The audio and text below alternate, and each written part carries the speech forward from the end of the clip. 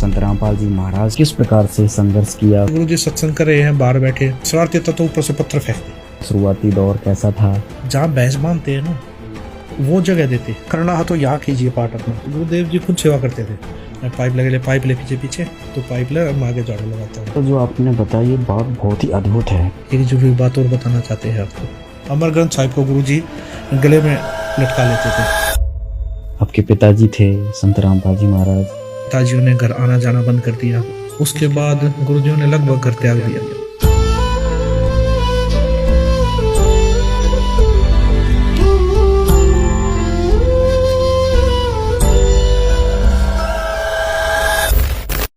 गुरु गद्दियों की बात करें तो महाभारत हो जाती है। गुरु जी बोले यहाँ से मैं सुई भी नहीं लेके जाऊंगा। गुरुदेव जी छुड़ानी नाम जाया करते, मैं इसलिए जाता कि रास्ते में स्कूटर चलाने को मिलेगी। गुरु जी ने एक शब्द भी गाया, बड़ा मार्मिक शब्द गाया गुरु जी ने।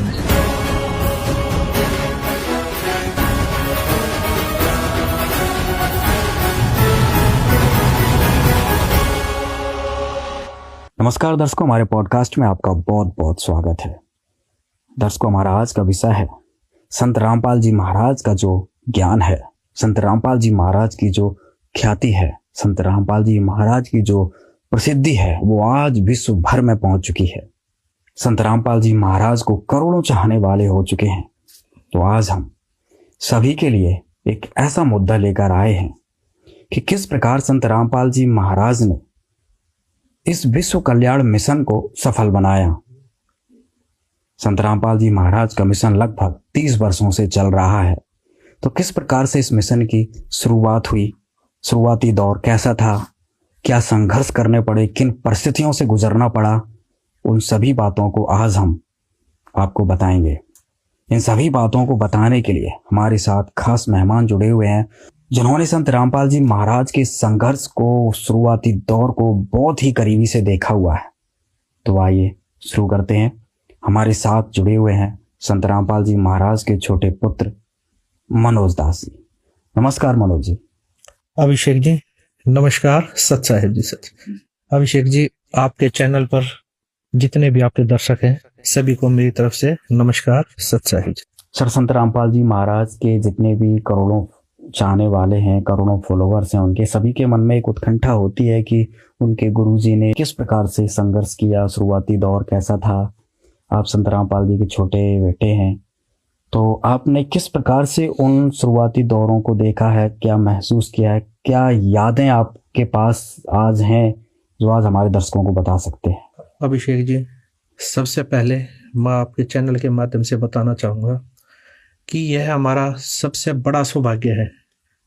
मेरे भाई बहनों का, मेरे परिवार का सबसे बड़ा सौभाग्य है कि हम संत रामपाल जी महाराज जी के घर में हमारा जन्म हुआ और संत रामपाल जी महाराज जी के परिवार में हम पैदा हुए। ये हमारा सबसे बड़ा सौभाग्य है जी।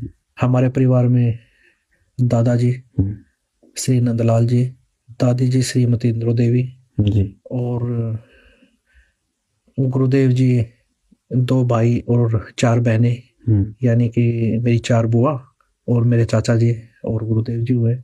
और हमारे परिवार में हम 4 भाई बहन हैं। 2 मेरी बहन है, एक मेरे बड़े भाई साहब है, एक मैं हूँ, सबसे छोटा मैं हूँ परिवार में। सर, अब आपसे हम उस शुरुआती दौर के बारे में जानना चाहते हैं। कब संत रामपाल जी महाराज ने नाम दीक्षा ली, संत रामपाल जी महाराज आपके पिता थे, अचानक वो आपके गुरु बन गए, आप भगवान मानने लगे, वो शुरुआती दौर कैसे आपने देखा, एक बार आप बताइए।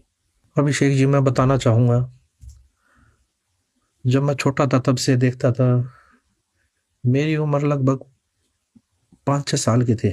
पीछे की चीज़ों को याद करता हूँ तो संत रामपाल जी महाराज जी ने 1988 में स्वामी रामदेवानंद जी महाराज जी से नाम दीक्षा ली जी। नाम दीक्षा लेने के बाद काफ़ी साधु संतों का घर में आना जाना हमारे हो गया। तो काफ़ी संख्या में साधु संत आते थे। तो 1-1, 2-2 दिन का सत्संग होता था। अच्छा। तो उसमें संत रामपाल जी महाराज जी जो साधु संत आते थे उनको लेके आना, उनको छोड़ के आना, बस स्टैंड से लेके आना, या फिर जहाँ वो रहते थे, जिस भी आश्रम में कुटिया में रहते थे वहाँ से लेके आना, छोड़ के आना। कई साधु संत जैसे अगर चलने की अवस्था में नहीं होते तो उनको, उनके लिए भी व्यवस्था करना, संत अच्छा। रामपाल जी महाराज जी करते थे। अच्छा। जब वो साधु संत घर में आते थे तो वहाँ पर रात को सत्संग होता था, तो उनके रहने की व्यवस्था, सर्दी होती तो गर्म पानी की व्यवस्था, हर प्रकार की व्यवस्था पिताजी करते थे। अच्छा। जो व्यवस्था करते थे तो हम देखते थे। मेरे भाई बहन, मेरी मम्मी, सभी मिलके सेवाएं करते थे वहाँ। तो उनके लिए खाना बनाना, उनके लिए उनको खाना खिलाना, लंगर लगाना वहाँ पर, पूरी पंडा उसकी व्यवस्था करना, तो लंगर में खाना खिलाना। और उसके बाद वो इतने रहते तो उनको रात को सोने की, सर्दी होती तो रात को रजाई गदेले की व्यवस्था, यानी कि सारी व्यवस्था गुरुदेव जी करते थे। घर पे ही करते थे। घर पे ही करते थे वो चीजें। तो उसके बाद हमने ये चीजें हमें वहाँ सीखने को मिली।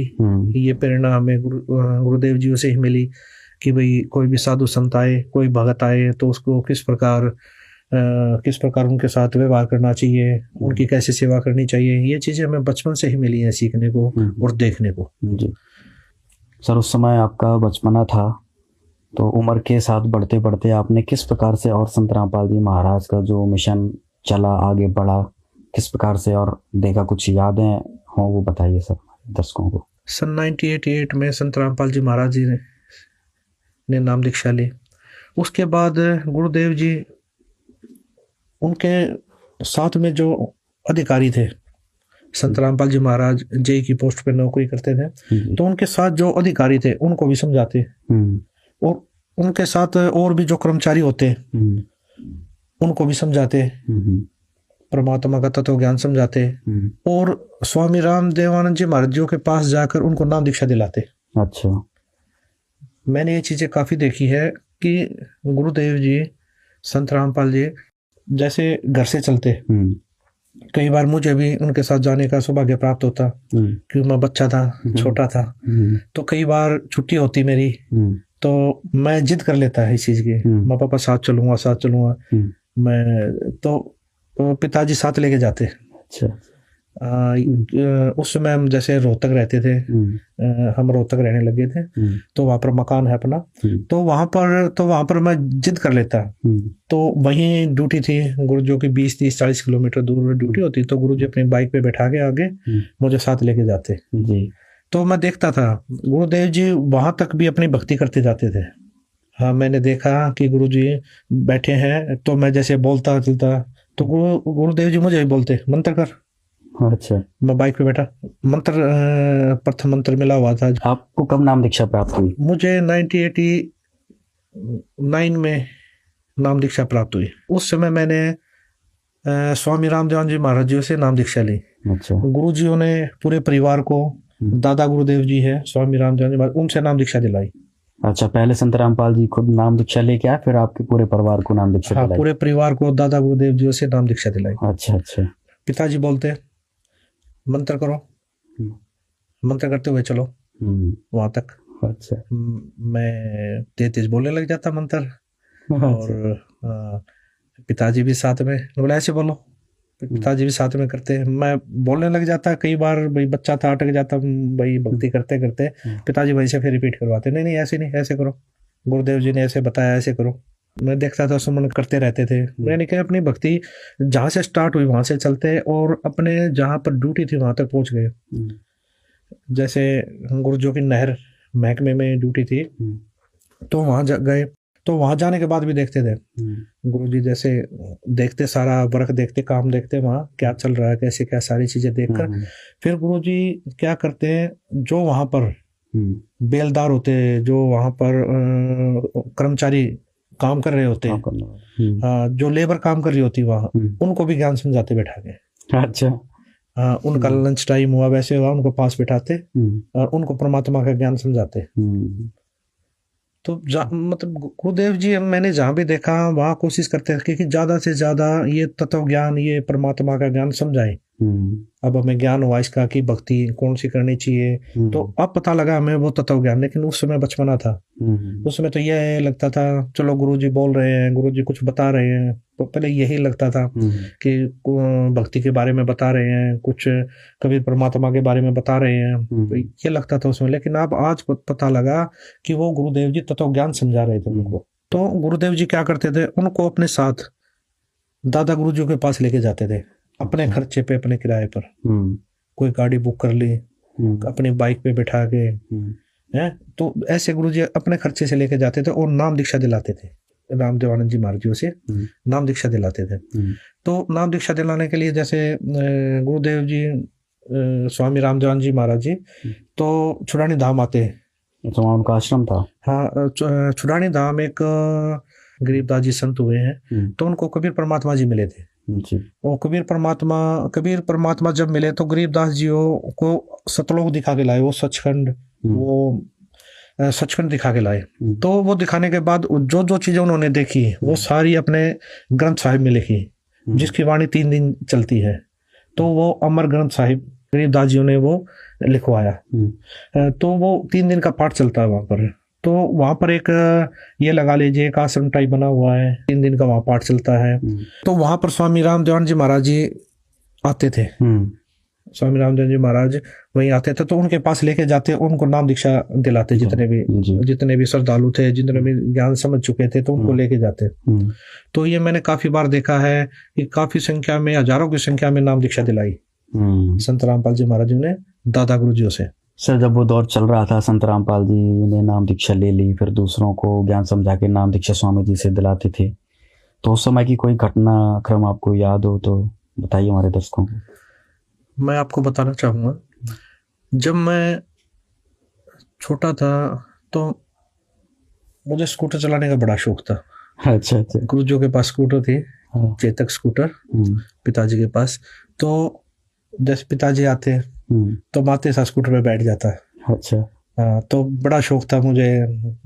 हर बच्चे को एक होता है, शौक होता है कि भाई घर में कोई चीज़ है उसको चलाऊं।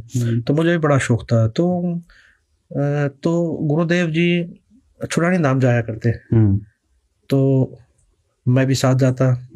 मैं इसलिए जाता कि रास्ते में स्कूटर चलाने को मिलेगी। और गुरुजी स्कूटर देते भी थे रास्ते में चलाने के लिए। जैसे हाईवे होता तो हाईवे से अप्रोच रोड होता तो गुरुजी वहां देते। जैसे हम जाते हैं, रोहतक से चलते हैं दिल्ली की तरफ, तो रास्ते में सापला आता है, एक छोटी सी तहसील, तो वहां से अप्रोच रोड जाता है छुड़ानी धाम के लिए। तो वहां पर गुरुदेव जी देते थे।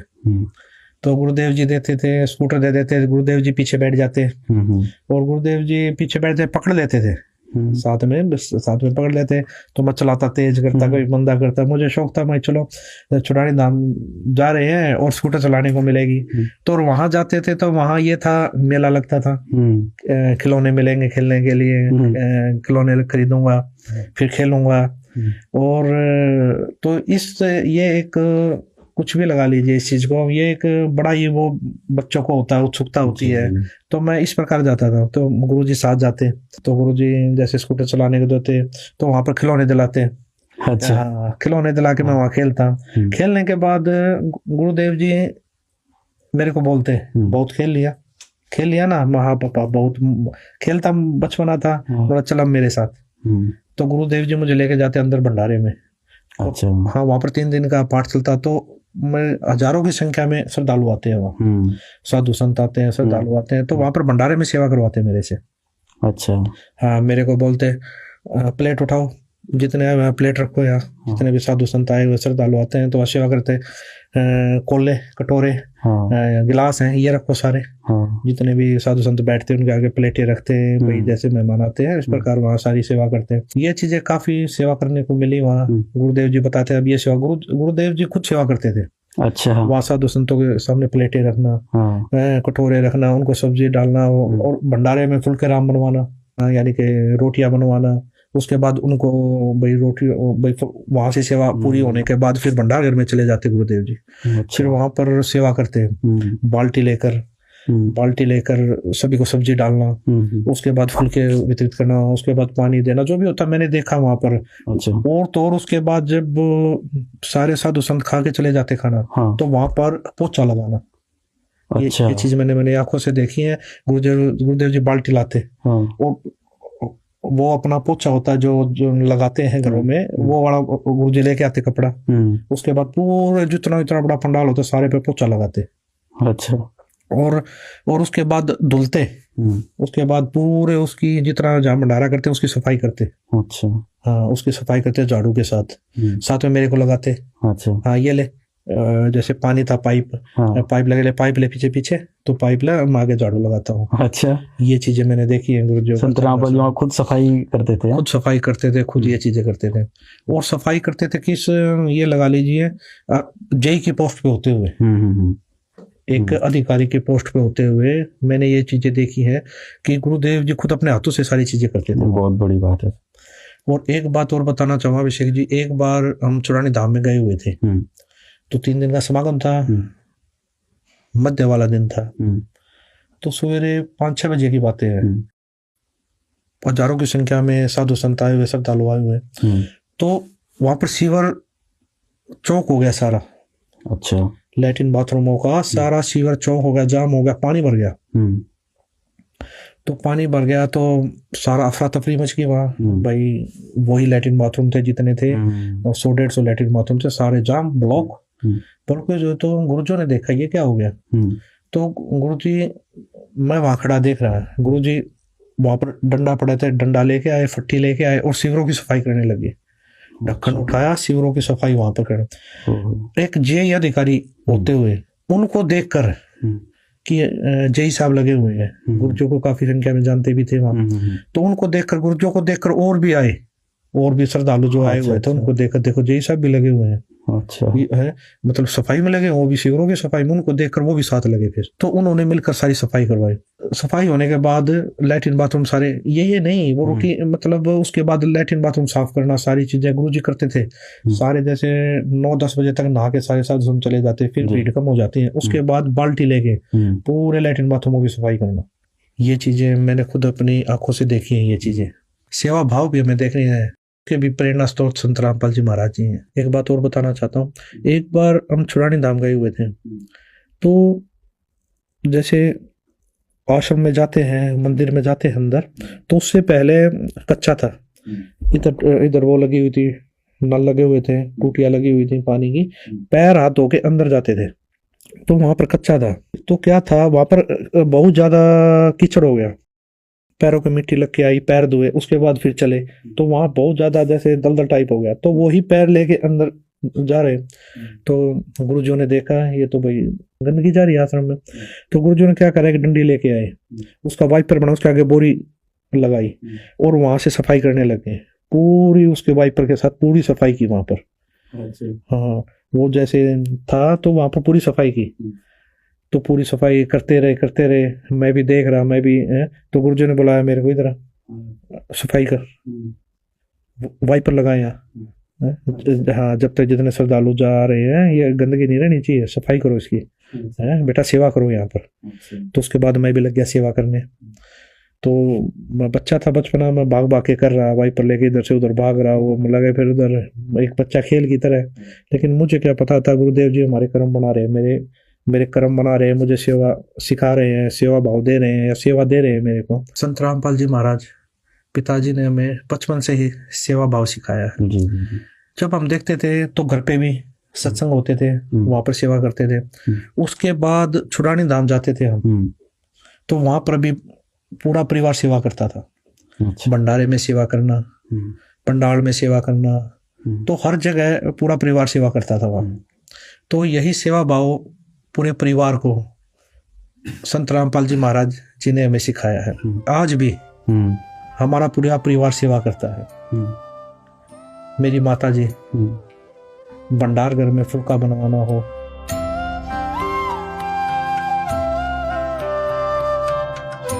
सफाई की सेवा हो,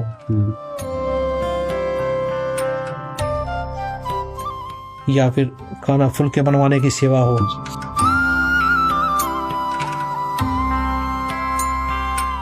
मेरे भाई, मेरी बहनें,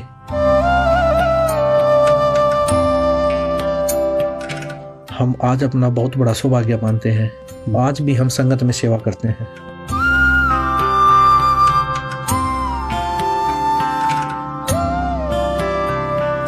आज भी हमारा परिवार भंडारे में सेवा करना या आश्रम में किसी प्रकार की भी सेवा, वो सारी सेवाएं करते हैं। आज भी मेरे बड़े भाई साहब और मैं, हमें जहाँ भी सेवा मिल जाती है वहाँ सेवा करते हैं, चाहे वो भंडार घर हो, चाहे आश्रम में कोई भी सेवा हो। आज भी हमारा बड़ा सौभाग्य मानते हैं हम दोनों भाई कि हमें परमात्मा ने सेवा का मौका दे रखा है। जब संत रामपाल जी महाराज पिताजी एक पोस्ट पर होते थे, एक जेई की पोस्ट पर होते थे, एक अधिकारी होते थे, उन्होंने भी कभी सेवाओं को छोटा बड़ा नहीं समझा। भंडार घर में सेवा करना, लैट्रिन बाथरूमों में सेवा करना, सफाई की सेवा करना, सब वो करते थे। वही प्रेरणा आज हमारे अंदर भी है। चाहे आश्रम में किसी प्रकार की सेवा हो, वो हमारा पूरा परिवार ये सेवाएं करता है।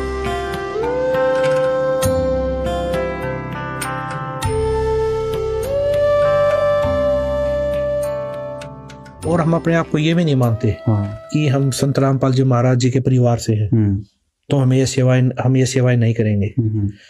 तो हमारे अंदर आज भी ये चीजें है नहीं कि हम कोई भी ये सेवा छोटी है, ये सेवा बड़ी है। तो हम सभी सेवाएं करते हैं और ये सभी प्रेरणा हमें संत रामपाल जी महाराज जी से मिली। अच्छा सर, बचपन में कुछ और याद हो? संत रामपाल जी महाराज सब पाठ करने जाते थे, आप जब वो घर से ड्यूटी से आते थे, तो इस प्रकार की कुछ और याद जुड़ी हो उनसे रिलेटेड, आपको याद हो, वो बताएं एक बार। अभिषेक जी, एक बार की बात है, गुरुदेव जी पिताजी ड्यूटी से आए, जब मैं छोटा था, ड्यूटी से अपनी बाइक से आए, तो बाइक लगा दी, तो मैंने देख लिया पापा जी आ गए, तो मैं पापा भाई आते था तो मैं चिपटता था पापा आ गए अच्छा। और मैं भाग के बाइक पे बैठ गया। तो मैं खेलने लग गया, तो पिताजी बोलकर नीचे 2-4 मिनट बोला सभी को, ठीक हो, मम्मी से, भाई से, बहनों से, सभी से मिलकर। तो 2-3 मिनट में गुरुजी ऊपर चले जाते थे। अच्छा। तो ऊपर चले गए। ऊपर क्या था, हमारा रोहतक में मकान है, तो मकान है उसके ऊपर एक कमरा बना हुआ है, तो वहां पर चले गए गुरुजी वहां चले जाते थे। वहां जाके गुरुजी अपनी भक्ति करते थे। अच्छा। सिर्फ 2-4 मिनट ही टाइम देते थे नीचे, पूछा सब ठीक हो, बातचीत छोटी मोटी हुई, जो बस 5 मिनट में सारी बातें करके गुरुजी ऊपर चले जाते। तो उसके बाद मम्मी, मैं बाहर खेल रहा था, मम्मी अंदर से बाहर आई, बोले आपके पापा आ गए, आपके पिताजी आ गए, पापा आ गए, पता लगा? हाँ पापा आ गए, देखो ये बाइक रही, मैं खेल रहा हूँ, हाँ पता लग गया, मिल लिया मैं, यानी कि मेरा था मिल लिया पापा से। बोला अच्छा। बोला पहले पानी दे के आओ और फिर चाय, मैं चाय बना रही हूँ, फिर चाय दे के आई ऊपर। अच्छा। तो मैं पानी लेके गया, पहले पानी दे के आया, तो उसके बाद दोबारा 10-15 मिनट लगे, फिर मैं चाय ले गया पिताजी के लिए ऊपर। तो मैं क्या देखता हूँ, तो वहाँ दरवाजा जैसे थोड़ा ऐसे कर देते हैं, बंद ना करते हुए ढाल देते हैं थोड़ा। तो मैंने क्या किया, मैं तो अपनी मस्ती में लेके कप और वो ट्रे में गया, भागा, हाथ में ट्रे थी, गेट खोला, थोड़ा ट्रे के साथ, पैर के साथ थोड़ा गेट खोला एकदम।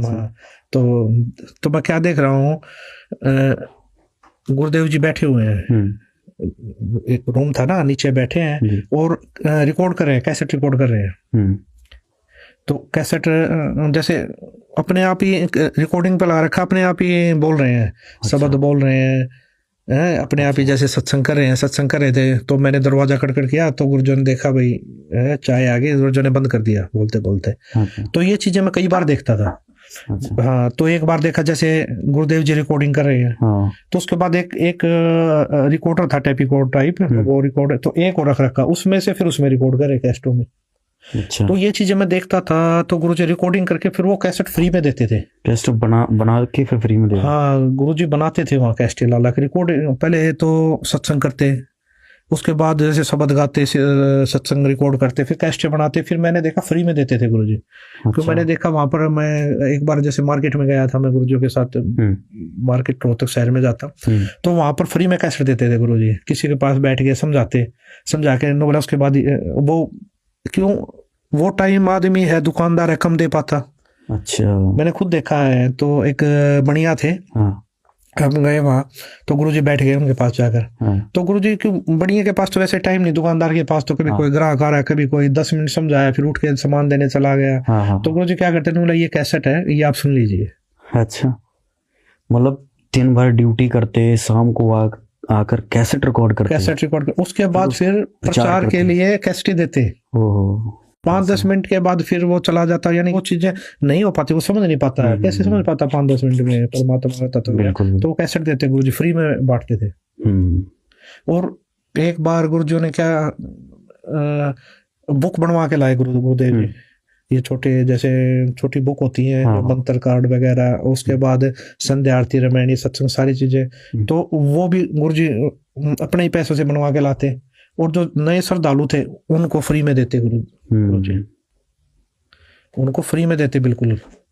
तो उसके बाद क्या करते भाई, हम तो बच्चे थे खेलते रहते, तो गुरुदेव जी जैसे शाम को ऊपर होते फिर बुलाते सबको ऊपर आओ, क्यों ऊपर से देखते थे खेल रहे हैं, तो शाम को भाई 5 बजे ऊपर बुलाते हैं, तो आरती मंत्र करवाते हैं, यानी कि एक जगत के हिसाब से कहे तो परमात्मा की स्तुति करवाते, भक्ति करवाते, अच्छा मंत्र करवाते। मेरी मम्मी से पूछते हाँ इन्होंने मंत्र किए है, बोले जी कुछ नहीं किए, खेल रहे हैं तो सारा दिन के। अच्छा हाँ, तो गुरुजी बुलाते ऊपर बैठाते, मंत्र करो, आरती करो, संध्या आरती करवाते, मंत्र करवाते। और जब 1-1.5 घंटा हो जाता उसके बाद फिर भाग लेते हम। अच्छा है, गुरु जी को पापा अब तो होगी, आरती भी होगी, संध्या आरती होगी, हाँ तब गुरु जी कहते ठीक है अब जाओ। अच्छा। तो गुरु जी इस प्रकार भक्ति भी करवाते थे। सर वो दौर चल ही रहा था, आपने इतनी सारी बातें बताई तो बहुत ही अनसुनी बातें हैं और बहुत ही रोचक बातें हैं। ऐसा कोई पल हो जब आपका स्कूल के समय का कोई ऐसी यादगार हो संत रामपाल जी से जुड़ी हो, आपको याद हो, वो हमारे दर्शकों को बताना चाहेंगे? जब मैं छोटा था तो एक बार मैं स्कूल के लिए तैयार हो रहा था, स्कूल जाने के लिए तैयारी कर ली, ड्रेस वेस पहन ली, तो पिताजी ऊपर एक रूम है, हमारा मकान है उसके ऊपर रूम है, उस रूम से नीचे आए, मैं बोले कहाँ की तैयारी है? मैं बोला पिताजी पापा जी स्कूल जा रहा हूँ मैं। तो पिताजी बोले अच्छा स्कूल की तैयारी है? माँ जी। मैं बोला चलो दादा गुरु जी के पास चलोगे? मैं बड़ा खुश हुआ, माँ स्कूल से छुट्टी लगेंगे और दादा गुरु जी के पास जाएंगे। तो बड़ी खुशी हुई, माँ हाँ जी चलूंगा चलूंगा। उसके बाद पिताजी ने मम्मी जी को बोला कि इसको तैयार कर दो और 2 जोड़ी कपड़े डाल दो, हम स्वामी रामदेव महाराज जी के पास पंजाब में तलवंडी बाई जा रहे हैं। तो मम्मी जी ने तैयार कर दिया, मैं चल पड़ा पिताजी के साथ। तो हम तलवंडी बाई पहुंचे। उस समय आना जाना क्या साधन से करते थे? उस समय बस से गए थे, उस समय संत रामपाल जी और बस से आना जाना करते थे। अच्छा, संत रामपाल जी बस से गए थे? जी हाँ, मैं और पिताजी संत रामपाल जी महाराज बस से तलवंडी बाई पहुंचे। तो वो टाइम था लगभग 12-1 बजे का था, 12-1 बजे हुए थे। तो हम तलवंडी बाई, जो स्वामी रामदेव जी महाराज के कई आश्रम है, तो वो तलवंडी बाई, मोगा, चुडानी, नजफगढ़, बहुत जगह आश्रम थे स्वामी रामदेव महाराज के। तो और लाखों की संख्या में स्वामी रामदेव महाराज के शिष्य भी थे। तो हम तलवंडी बाई पहुंचे आश्रम में। पहुंचने के बाद श्रद्धालु जो वहाँ सेवा कर रहे थे सबसे सत्साहिब हुई, तो वहाँ बैठे। तो दादा गुरुदेव जी के बारे में पूछी, गुरुदेव जी कहाँ है? तो बताए जी वो विश्राम कर रहे हैं कमरे में अंदर। तो जब विश्राम कर रहे थे तो एक श्रद्धालु बोला जी दादा गुरुदेव जी को उठा देते हैं। तो गुरुजी ने मना कर दिया, नहीं, गुरुदेव जी को सोने दो, जब उठेंगे ना तब मिल लेंगे। ठीक है। तो हम गुरुदेव जी और दादा गुरुदेव जी का कमरा तो उससे बाहर बैठ गए। तो बाहर बैठ गए तो हम श्रद्धालु जो वहाँ सेवा कर रहे थे वो चाय ले आया, तो हमने वहाँ बैठकर चाय पी। तो चाय पी रहे थे, इतनी देर में अंदर से आवाज आई, खटखट की आवाज आई। तो जो सेवा कर रहा था वो, हाँ जो श्रद्धालु वहाँ हमारे साथ बातचीत कर रहा था बैठा था, वो एकदम उठ के अंदर भागा। वो माँ क्या हुआ? पिताजी बोले क्या हुआ? गुरुदेव जी उठ गए हैं। तो वो भागा अंदर। तो अंदर गया तो हम बाहर खड़े थे, गुरुदेव जी इंतजार कर रहे थे हम। तो अंदर से जैसे श्रद्धालु ने जाके बताई कि हरियाणा से रामपाल जी आए हैं और उनका लड़का साथ आया है। तो दादा गुरुदेव जी, अंदर से आवाज आ रही, अंदर क्यों नहीं बुलाया उनको? दादा गुरुदेव जी अंदर क्यों नहीं आए, अंदर क्यों नहीं लेके आए आप उनको? अच्छा। वो कह रहा जी आप विश्राम कर रहे थे, उठाया क्यों नहीं मेरे को? अच्छा, आपने उठाया क्यों नहीं? जब वो आए हुए थे तो उठाया क्यों नहीं मेरे को? अंदर क्यों नहीं लेके आए आप? अच्छा। तो एक श्रद्धालु और था, वो भागा आया अंदर से बाहर, ने बोला जी गुरुदेव जी बुला रहे हैं आपको, अंदर आ जाओ, जल्दी आ जाओ, यानी कि जल्दी ही उसमें आओ। तो गुरुदेव जी बोले, बोले क्या बात हुई? उनको रोका, कुछ बात होगी क्या? कि वो बोले कोई ऐसी बात तो नहीं होगी जिससे दादा गुरुदेव जी स्वामी रामदेव जी महाराज मुझसे नाराज हो गए हो कभी? कोई ऐसी बात तो नहीं हो रखी है? गुरु जी बोले, बोला नहीं जी, नाराज नहीं, वो तो यूं कह रहे हैं, वो तो ये दादा गुरुदेव जी ये कह रहे हैं, उनको पहले क्यों नहीं बुलाया? अच्छा। मुझे उठाया क्यों नहीं? वो तो इसलिए बोल रहे हैं। तो उसके बाद अंदर गए, तो दादा गुरुदेव जी यूं देखकर, रूम था, तो दादा गुरुदेव जी यूं देखकर, यूं गेट की तरफ देखकर यूं उठ रहे। अच्छा। यानी कि गुरु जी अंदर आए, उनको देखकर उठने लगे। अच्छा। अपनी चारपाई से। अच्छा। हाँ, उठने लगे। तो गुरु जी, हम स्पीड से चल ही रहे थे, जाके गुरु जी के चरण लिए, चरण लेके गुरु जी के खड़े, तो दादा गुरु जी उठ रहे थे। उठते साथ बोले, जी आप यहाँ बैठिए। अच्छा। दादा गुरुदेव जी बोले, जी आप बैठिए। संत रामपाल जी महाराज, संत रामपाल जी महाराज जी को बोले, जी आप बैठिए यहाँ। आप श्रद्धालु जो दो सेवक थे वो खड़े थे वहां, वो भी आश्चर्य में, हाँ, दादा गुरु जी क्या बोल रहे हैं। और दादा गुरुदेव जी हाथ जोड़कर बोले, जी आप बैठिए। तो गुरुदेव जी ने हाथ जोड़े, मौलाना ने, नहीं जी आप बैठिए। गुरुदेव जी ये स्थान तो आपका है, आप बैठिए। गुरुदेव जी, दादा गुरुदेव जी भी यूं करके, नहीं जी आप बैठिए। कम से कम 2-3 मिनट तक ये चीजें चलती रही। अच्छा। जैसे कोई घर में मेहमान आ जाता, हम कहते जी बैठिए, वो कहने नहीं जी पहले आप बैठिए। तो कम से कम 2-3 मिनट तक ये चीजें चली है, मैंने देखी है ये चीजें। बच्चा था उस समय, ध्यान नहीं था भाई इतना। सर ये तो जो आपने बताई, ये बात बहुत ही अद्भुत है, क्योंकि सनातन धर्म में, हिंदू धर्म में, अपनी गुरु परंपरा में अगर देखा जाए तो गुरु पद उच्च होता है और शिष्य का स्थान जो होता है वो नीचे होता है। आज इस प्रकार से आप एक घटना का जिक्र कर रहे हैं, तो स्वामी जी अपने चारपाई पे संत रामपाल जी महाराज को बिठाने के लिए बोल रहे हैं। जी जी, ये चीजें मुझे भी, चलो उस समय बचपना था, इतनी समझ में, लेकिन आंखों के सामने ये चीजें चल तो रही थी। ये क्या हुआ उस समय? हाँ, ये क्या हो रहा है? और उस समय 2 सेवक भी वहीं खड़े, वो भी आश्चर्य में, उनकी भी वो भी यूं देख रहे बिल्कुल ये चीजें, स्वामी रामदेव जी महाराज जी मतलब क्या कर रहे हैं। तो ये चीजें 2-3 मिनट तक चली, वो मैंने देखी वहां पर। वो चीजें जब देखी तो गुरुदेव जी ने बड़े ही मतलब ये लगा लिए, बड़े ही आधीनता से कई बार प्रार्थना करने के बाद स्वामी रामदेव महाराज जी को चारपाई पे वापस बैठाया। फिर भी स्वामी रामदेव महाराज जी ये बोले, वहां नहीं, चारपाई पे बैठो आप भी। गुरु जी को बोला, आप चारपाई पे बैठो फिर भी। अच्छा। नीचे नहीं बैठना है।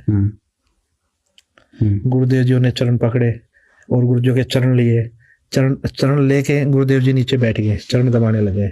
गुरुदेव संत रामपाल जी महाराज जी बोले, बोला जी, संत रामपाल जी महाराज जी चरण सेवा करने लगे, तो मैं भी चरण सेवा करने लग गया। तो स्वामी रामदेव जी महाराज जी तब भी मैं देख रहा था, उस समय भी बड़े ही गुरुजों की तरफ देखते रहे, फिर भी मतलब यूं देखते रहे, गुरुजों की तरफ देखते रहे। अच्छा। हाँ, ये चीज बड़ा ही अचंभित लगी उस समय, मैं देख रहा था, मैं ये क्या चीज है क्या नहीं। श्रद्धालु जो सेवक खड़े थे वो तो मतलब ये लगा लीजिए देखते ही रहे, बिल्कुल आंखें फटी रहेगी उनकी, दादा गुरुदेव जी क्या इतना महत्व दे रहे हैं, क्या बात है। तो ये चीजें मैंने देखी उस समय। तो ये चीजें जो समझ में आ रही हैं, ये चीजें तो जैसे सत्संग सुनने को मिले, संत रामपाल जी महाराज जी को पता लगा। उस समय भी आज से 600 साल पहले भी ये घटना घटी थी। अच्छा, कैसे? ये जिस समय कबीर परमात्मा जी आए, उस समय भी स्वामी रामानंद जी महाराज कबीर साहब जी के गुरु जी थे, नाम दीक्षा ली थी। तो कबीर परमात्मा स्वामी रामानंद जी महाराज जी को सतलोक दिखा के लाए, वो सचखंड दिखा के लाए, सारी इस काललोक का या इस पृथ्वी का लगा लीजिए जितने भी ब्रह्मांड सब दिखाया उन्होंने, उनको उनके बारे में जानकारी दी। तो ये सारी जानकारी मिलने के बाद स्वामी रामानंद जी महाराज जी को भक्ति का ज्ञान हो गया, उस सचखंड का ज्ञान हो गया। तो इसी प्रकार स्वामी रामानंद जी महाराज जी ने कबीर परमात्मा को हाथ जोड़कर प्रार्थना की कि जी आप मुझे नाम दीक्षा दीजिए, आप ही परमात्मा हो। जब उनको ज्ञान होगा, उन्होंने बोला आप ही परमात्मा हो। अच्छा। तो मैं कैसे बैठ सकता हूँ जी ऊपर, कैसे मैं आपका गुरु हो सकता हूँ। तो ये चीजें जब देखी, ये चीजें उस समय भी ये घटना घटी थी, ये विचित्र घटना हुई थी उस समय भी। तो स्वामी कबीर परमात्मा ने स्वामी रामानंद जी महाराज जी को भी यही बोला था उस समय कि जी गुरु और शिष्य, गुरु और शिष्य का नाता है, ये बना रहेगा, ये भक्ति काल का कलयुग तक। कबीर परमात्मा बोले ये चीजें चलेंगी और वहां तक लेके जानी है हमें, तो आप मेरे गुरु रहो, मैं आपका शिष्य रहूंगा। और ये भक्ति, जो भक्ति युग है, ये गुरु शिष्य का नाता बना रहेगा, ये मेरी आपसे प्रार्थना है।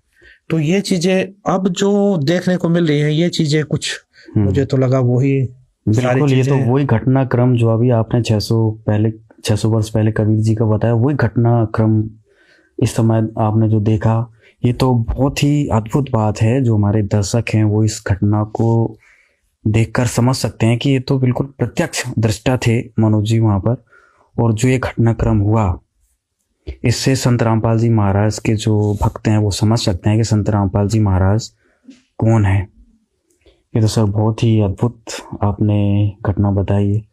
इसके साथ सर कोई और याद जुड़ी हो? उसके बाद मैं बताना चाहूंगा एक और अद्भुत जो घटना घटी है मेरी आंखों के सामने, वो भी बताना चाहूंगा आपको जी। मैंने क्या देखा, एक बार स्वामी रामदेवानंद जी महाराज जी बैठे हुए और सैकड़ों की संख्या में श्रद्धालु बैठे हुए। दादा गुरुदेव जी ने संत रामपाल जी महाराज जी को बुलाया। अच्छा। बुलाने के बाद उनको अपने पास बैठाया। अपने पास बैठा के स्वामी रामदेवानंद जी महाराज जी बोले, जितने भी श्रद्धालु वहां बैठे हुए थे, आज के बाद संत रामपाल जी महाराज जी नाम दीक्षा देंगे सभी को। अच्छा जी, मैं नाम दीक्षा नहीं दूंगा आज के बाद, संत रामपाल जी महाराज जी नाम दीक्षा देंगे। और आगे जो भी नाम दीक्षा लेगा वो संत रामपाल जी महाराज जी से नाम दीक्षा ले। अच्छा। स्वामी रामदेवानंद जी महाराज जितने भी श्रद्धालु वहां पर बैठे हुए थे उनके सामने बोला, आज के बाद मैं तुम्हारा गुरु नहीं हूं, आज के बाद आपके गुरु संत रामपाल जी महाराज हैं। आज के बाद यही आप सभी को नाम दीक्षा देंगे।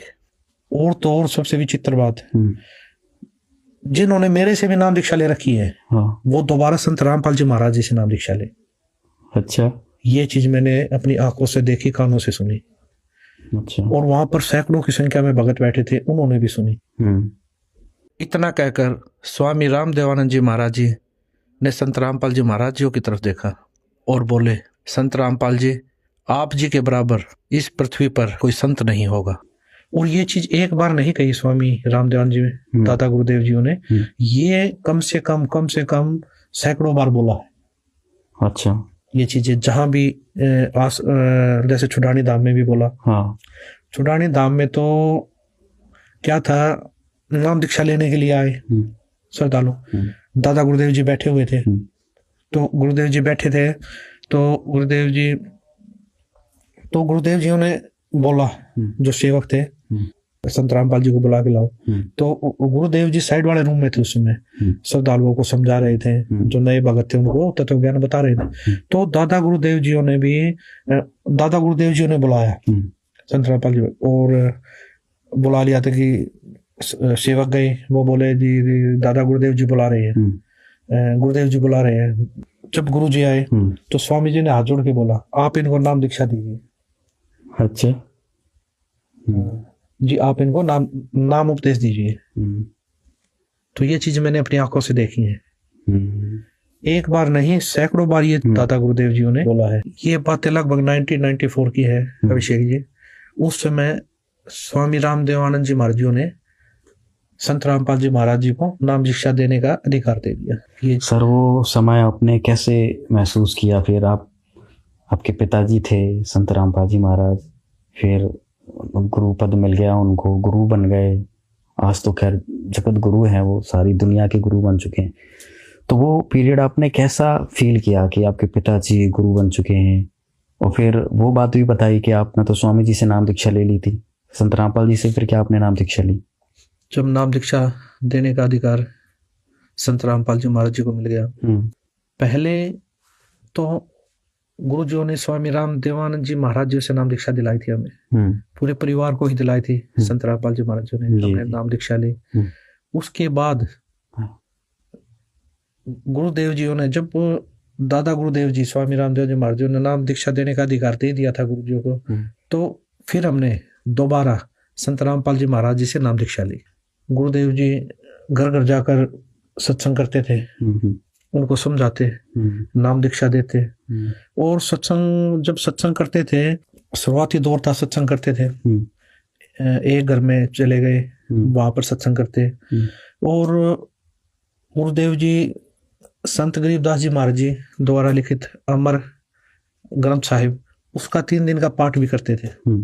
जब 3 दिन का पाठ करते थे तो जब स्टार्टिंग की, आपको स्टार्टिंग की बता रहा हूं मैं, शुरुआत में क्या होता था कि पूरे परिवार में एक ने नाम उपदेश ले रखा। जी जी। अब उनके पाठ करना या सत्संग करना, तो वहां पर जाते थे तो परिवार के सारे सदस्य नाराज कि हम सत्संग नहीं होने देंगे, पाठ नहीं करने देंगे। उनका विरोध उनको जाके समझाते, भाई पाठ करने से ये लाभ होंगे, पाठ करने से तुम्हारे घर में लाभ होंगे, बरकत होगी, ये यज्ञ होते हैं, 5 यज्ञ होंगे आपके घर में, और इन्हीं यज्ञों से आपको लाभ होगा। तो ये चीजें समझाते। एक दो समझता नहीं समझता, तो वो क्या करते, चल एक्सेप्ट हो जाता, ठीक है कर लो। तो वो क्या देते थे, जब गुरुदेव जी देते, या तो जहाँ भैंस बांधते हैं ना, वो जगह देते। अच्छा, करना हो तो यहाँ कीजिए पाठ अपना, जो भी करना चाहते हो एक तरफ करो, या फिर जहाँ पर अपना तूड़ा डलता है, यानी कि पशुओं का चारा डलता है, वो वाली जगह देते। अच्छा, गुरुदेव जी को स्टार्टिंग का संघर्ष था, कोई समझ नहीं पाता इन चीजों को, समझ नहीं रहा था गुरुदेव जी क्या बताना चाहते हैं, संत रामपाल जी महाराज क्या चीज बताना चाह रहे हैं, क्या चीज देना चाह रहे हैं। तो परिवार का एक सदस्य नाम ले रहा था तो ऑटोमेटिक संघर्ष होना था। बाकी के अगर 6 सदस्य है तो 5 नाराज। तो ऐसी जगह देते थे। तो वहां पर गुरुजी अपने हाथों से जाले उतारते, अपने हाथों से पानी से सफाई करते। और काफी जगह कच्चे मकान होते, तो वहां पर खुद वो करना, सफाई करना, लिपवाना, सारी चीजें करनी। और वहां पर दरबार साहब सजाना, तख्त लेके आए किसी पड़ोसी का मांग कर, उसके ऊपर मंजी साहब लगाना, उसके ऊपर रुमाले ढकना, उसके ऊपर दरबार साहब सजाना, पूरा गुरुजी अपने हाथों से करते थे। और उसके बाद जो 10, 20, 30 श्रद्धालु होते वो बाद में आते, तो वो भी साथ लग के सेवा करते वहाँ। तो क्या था, या तो वहां देते, या फिर ऊपर कमरा होता है, हरियाणा भाषा में चौबारा बोलते हैं, मकान के ऊपर कोई भी कमरा है, वो देते थे कि एक तरफ रहो, वहाँ वहीं से आओ वहीं से जाओ। यानी कि ऐसा वो करते थे कि गुरुदेव जी तो उनको समझाना चाह रहे थे, उनके घर में बरकत इन उद्देश्य से लगे हुए थे, उनके घर में बीड़ी सिगरेट मांस तंबाकू छूटे हैं, उनके घर में लाभ हो। लेकिन वो एक दूसरी दृष्टि से देखते थे कि उनकी भी गलती नहीं है, उनको भी ज्ञान नहीं था भक्ति का। उन्होंने ये चीजें देखी नहीं, कभी समाज ने ये चीजें देखी नहीं कि घर में भी इतने लाभ होते हैं, बीड़ी सिगरेट मांस तंबाकू सारी चीजें छूटती है इस ज्ञान से, गुरुजों के सत्संग के, गुरुजों के ज्ञान के आधार से। तो क्या हुआ, तो गुरुदेव जी सत्संग करते, फिर सत्संग करते ना समझाते, तो पारिवारिक सदस्य यहाँ नहीं दूर बैठ के देखते। अच्छा, कोई दूर से बैठा बैठा बीड़ी पी रहा है, ओक्का पी रहा, देखता क्या मतलब महाराज जी आए, क्या कह रहे हैं, ऐसा क्या बता रहे हैं। तो गुरु जी सत्संग करते तो पहले दिन सत्संग करते, पहले वाली रात को जैसे दूर बैठ के सुन रहे हैं, कि लाउड स्पीकर लगा देते, तो बैठे बैठे दूर सुनते, कोई आदमी पड़ोसी भाई बात तो बढ़िया बता रहा है, गुरु जी को बोलते बात तो अच्छी बता रहे हैं महाराज जी।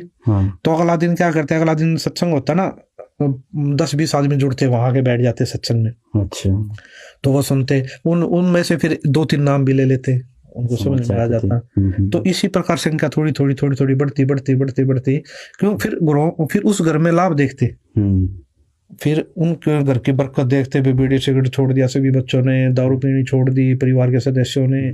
उसके बाद घर में इनको इतना लाभ हो रहा है, इतने जो घर में जो बीमारियां थी वो सब ठीक हो गई, किसी प्रकार की कोई कैंसर की बीमारी है या कोई भी भयंकर से भयंकर बीमारी, वो सारी ठीक हो रही है। तो ये लाभ देखकर जगत के लोग बहुत जुड़ने लगे कि भाई महाराज जी आए थे, सत्संग किया और आते हैं, ये इन्होंने संत रामपाल जी महाराज से नाम दीक्षा ले रखी है। तो जगत के जो लोग थे वो बहुत ज्यादा जुड़ने लगे, वो भी पाठ करवाने लगे आहिस्ता आहिस्ता।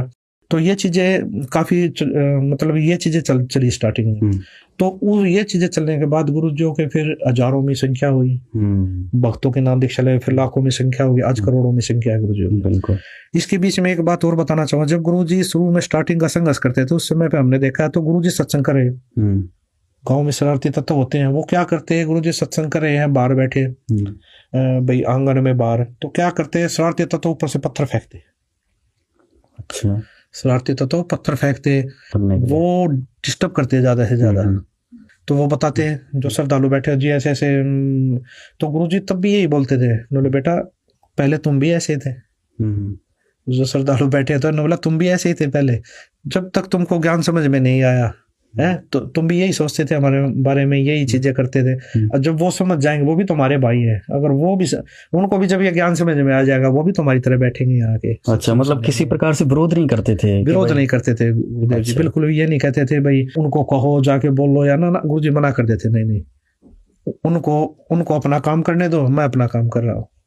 अच्छा। अब भक्तों को थोड़ा गुस्सा होता, जो ऐसे कैसे कर दिया, ऐसे कैसे वो कर रहे हैं, मतलब तो गुरुजी मना कर देते, नहीं झगड़ा नहीं करना है, वो अनजान है, उनको ज्ञान नहीं है अभी इस चीज का। तो ये चीजें काफी बार हुई।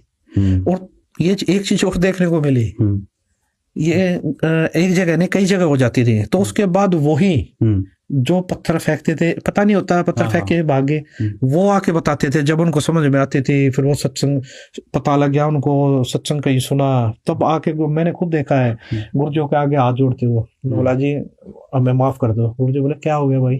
बोला जी हम आप आते थे ना हमारे इस गाँव में, हम पत्थर फेंका करते आपके ऊपर। आज वो हाथ जोड़े बैठे थे गुरुदेव जी के आगे, और गुरुदेव जी उनको उठकर गले लगा रहे हैं। गुरुजी मतलब कोई बात नहीं भाई, कोई बात नहीं बेटा, आज आपको समझ में आ गई ये चीजें, तो आज हमारे साथ लग के आप परमात्मा का ज्ञान हो गया आपको। वो रोते, मैंने रोते हुए देखा उनको कि जी हमसे बहुत बड़ी गलती हो गई, क्यों? उनको तत्व ज्ञान समझ में आ गया, भक्ति समझ में आ गई थी कि एक संत को सताने का, दुख देने का क्या दर्द होता है। और गुरुजी फिर भी माफ करते, कोई बात नहीं बेटा, तो आप भी हमारे बच्चे, उस समय तुम अनजान थे, आज आपको ये चीजें समझ में आ गई, ज्ञान समझ में आ गया। बहुत कठिनाइयों से दौर गुजरा है वो, गुरुजियों ने बहुत संघर्ष किया है। तो अभिषेक जी एक शुरुआती दौर की एक बात और बताऊंगा मैं आपको जी। गुरुदेव जी जब पाठ स्टार्ट हुए तो गुरुदेव जी के पास स्कूटर थी, चेतक स्कूटर, तो उसी पर सारी सामग्री लेके जाते थे। अच्छा। जैसे लाउड स्पीकर हुआ, एम्पलीफायर हुआ, बैटरी हुई, उसके बाद राशन का सामान हुआ, उसके बाद सामग्री हुई, पाठ की सामग्री, वो सारी चीज गुरुदेव जी स्कूटर पे लेके जाते थे।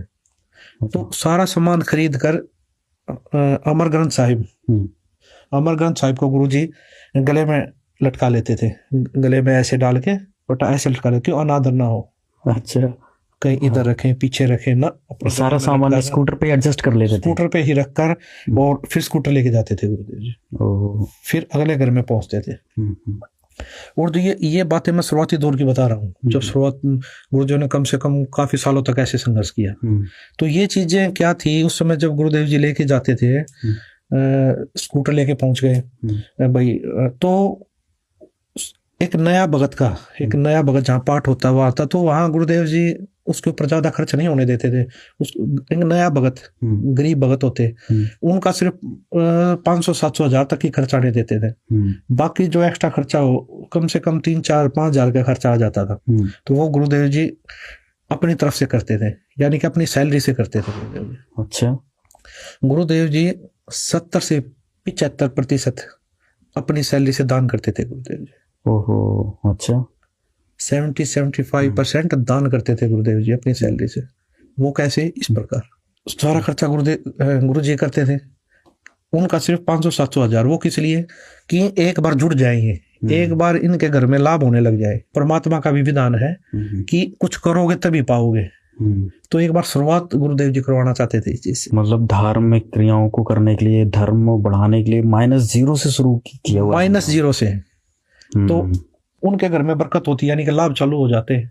क्यों? ये गुए हैं पांचों, पूर्ण संत आए हैं, उसके बाद भंडारा पाया, इतने भगत आए उन्होंने भंडारा पाया, हवन यज्ञ चली, तो ये सारी चीजें होती थी, तो उनके घर में लाभ होते तो उनके पड़ोसी देखते, रिश्तेदार देखते ये चीजें, भाई इनके घर में इतना लाभ कैसे हो रहा है। उनको पता लगा, उन्होंने संत रामपाल जी महाराज से नाम दीक्षा ले रखी है।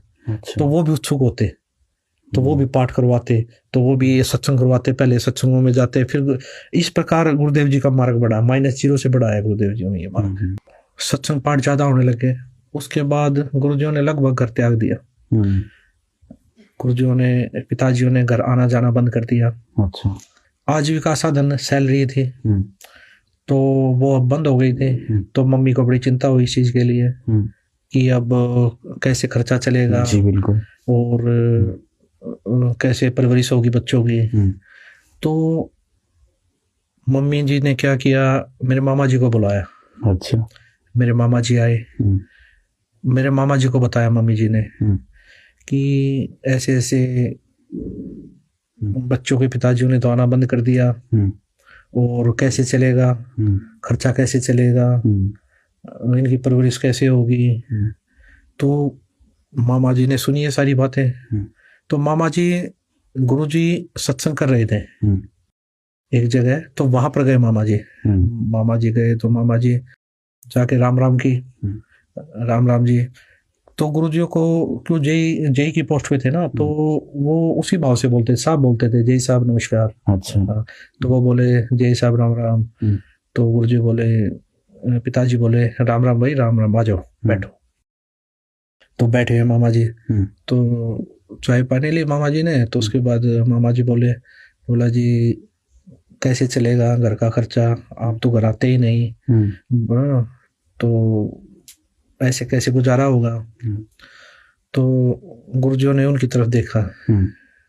गुरुजी बोले इस पूरी पृथ्वी को, गुरुजी बोले इस पूरी पृथ्वी को हाथी से लेकर चींटी तक वो परमात्मा खिला रहा है, क्या मेरे बच्चों को नहीं खिलाएगा वो? मेरे बच्चों को भूखा मार देगा वो परमात्मा? बहुत बड़ी बात बोली। तो उसके बाद मामा जी चुप, मामा जी सोच में पड़ गए। मामा जी ने प्रणाम किया और मामा जी वापसी चल पड़े। मामा जी वापसी मम्मी के पास आए।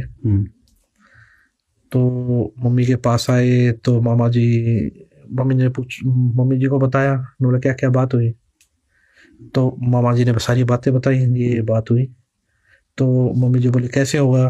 तो मामा जी बोला मेरी हिम्मत नहीं है दोबारा जाके ये बातें बोलने की। आज इतनी बड़ी बात बोल दी है उन्होंने, आज जय साहब ने इतनी बड़ी बात बोल दी है कि मेरी हिम्मत नहीं है दोबारा जाके बात करने की बहन। तो ऐसे चलता रहा। कुछ टाइम के बाद फिर मेरे चाचा जी, मम्मी ने अंकल जी को बुलाया, उनको भी बताई भाई खर्चा कैसे चलेगा, बच्चों की परवरिश कैसे होगी। ये चीजें देखकर अंकल जी ये सारी बातें सुनकर फिर वो गुरुजियों के पास गए। गुरुजियों के पास जाकर बोले जी आप सत्संग में जाते हो, भाई सत्संग में जाते हो आते हो, कोई बात नहीं, घर पे भी आ जाया करो, और नौकरी चलती रहेगी, और सारा नौकरी चलती रहेगी और बच्चों की भी परवरिश होती रहेगी। तो ये चीजें सुनकर गुरुजी बोले महेंद्र, अगर मैं आज मर जाता तब उन बच्चों की परवरिश कौन करता? अच्छा, आज मैं मर जाता तब उन बच्चों की परवरिश कौन करता? आज मैं जिस भगवान के शरण में लगा हूं ना, वो पूर्ण परमात्मा है, वो उनकी भी परवरिश करेंगे और उनकी जीवन रक्षा भी करेंगे। वो पूर्ण परमात्मा है, वो ऐसा भगवान है। गुरुजी बोले महेंद्र अब उस सच्चे सरकार की नौकरी करेंगे। अब नौकरी बहुत कर ली, इस झूठी सरकार की नौकरी बहुत कर ली। अच्छा, अब सच्चे सरकार की नौकरी करेंगे। अब ज्ञान हो गया उस सच्चे सरकार की नौकरी का, अब नौकरी उसकी करेंगे। अब झूठे सरकार की नौकरी मुझसे नहीं होगी भाई। और आप कह रहे हो कि बच्चों का गुजारा कैसे होगा। फिर गुरुजी बोले महेंद्र जाके बोल दियो उनको, और उसे अच्छा गुजारा चलेगा उनका। अंकल जी ने बताया, गुरुजियों ने एक शब्द भी गाया, बड़ा मार्मिक शब्द गाया गुरुजियों ने। अच्छा। वो शब्द गाकर फिर गुरुजियों ने आशीर्वाद दिया। मतलब महेंद्र बोल दियो उनको, जो और है ना वहां पर है, उनसे ज्यादा अच्छा गुजारा चलेगा उनका। उससे कुछ दिन के बाद मेरे बड़े भाई साहब है, उन्होंने दुकान की, उन्होंने परचून की दुकान की। और गुरुदेव जी का आशीर्वाद से, गुरुदेव जी की दया से वो दुकान ऐसी चली, वहां पर जितनी भी दुकानें जिनकी 20-20 साल की चली हुई थी, वो भी चर्चा करते थे, वो भी आश्चर्यचकित थे, इनके इतनी अच्छी दुकान कैसे चल रही है। अच्छा। इतनी भीड़ लगती थी हमारी दुकान पे, उदाहरण था हमारी दुकान का। इतने कम समय में इतनी प्रोग्रेस हमने जीवन में पहली बार देखी है। तो हमारी इतनी अच्छी दुकान चली कि महीने में हम 1 से 1.5 लाख रुपए मंथली कमा रहे थे उस समय। अच्छा। 1998-1999 में संत रामपाल जी महाराज का आशीर्वाद फल गया। जी, संत रामपाल जी महाराज जी का आशीर्वाद, वो आशीर्वाद दिया हुआ गुरुजियों का, वो फल फूल रहा था उस समय। उस समय 1 से 1.5 लाख रुपए हम कमा रहे थे उस परचून की दुकान से। और ये लाभ हमें ही नहीं,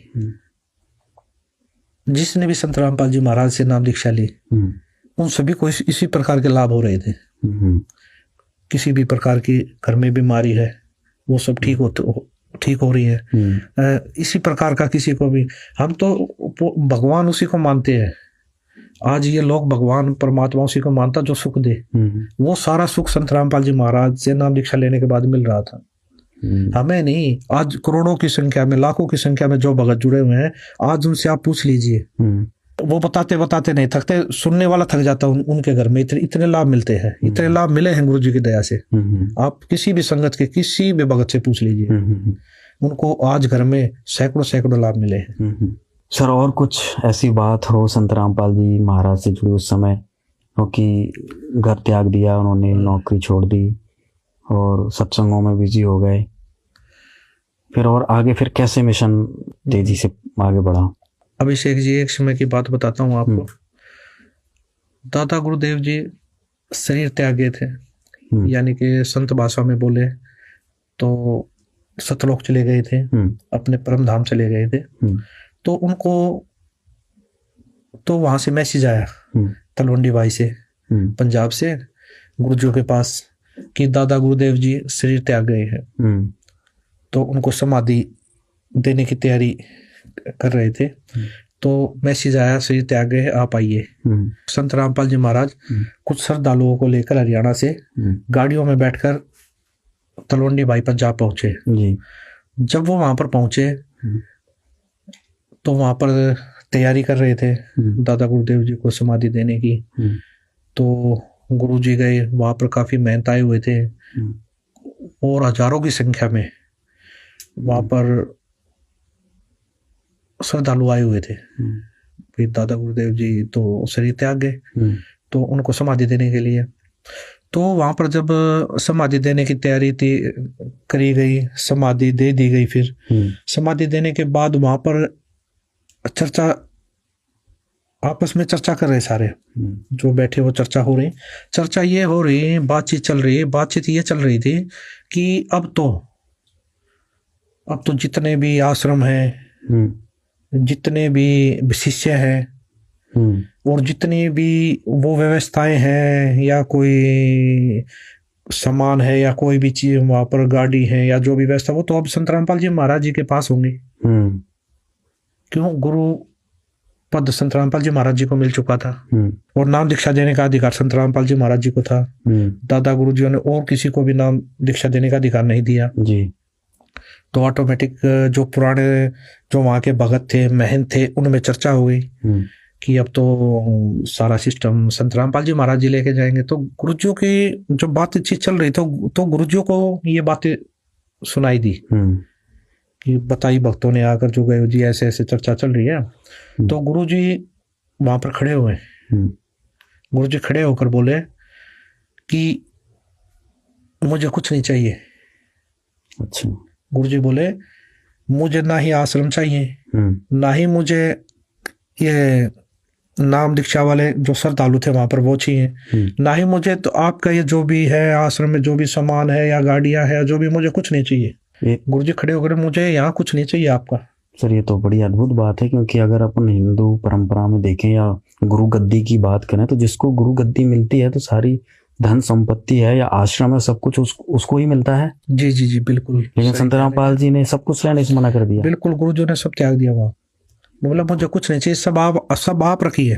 हाँ, ये जितना भी है ये सब आप रखिए। आज मैं गुरुदेव जी बोले आज मेरे गुरुजी चले गए, कल को मैं चला जाऊंगा, परसों को आप लोग चले जाओगे। तो गुरुजी ने कम से कम 10 मिनट सत्संग किया वहां पर खड़े होकर इस चीज के ऊपर।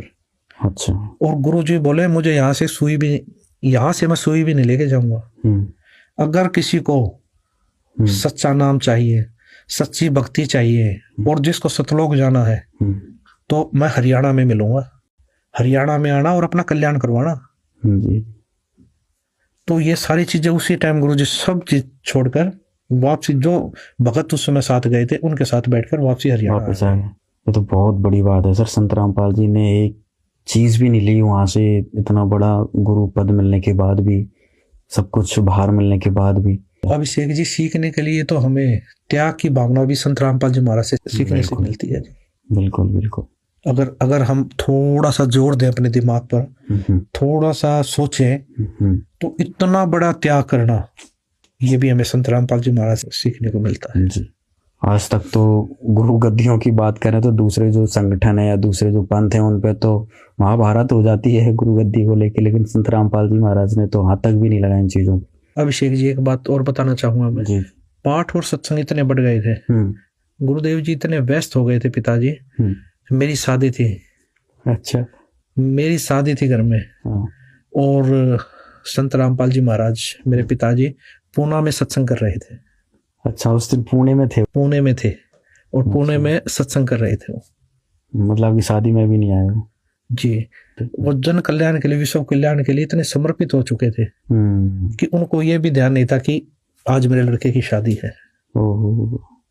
बहुत ही रोचक बातें सर आपने बताई। और ये संत रामपाल जी महाराज के जितने भी फॉलोअर्स हैं, उनके भक्त हैं, ये सारी जो बातें आपने अनसुनी बातें बताई ये बहुत ही अद्भुत थी और कहीं ना कहीं बहुत ज़्यादा आज की हमारी चर्चा से बहुत ज़्यादा सीख मिलने वाली है।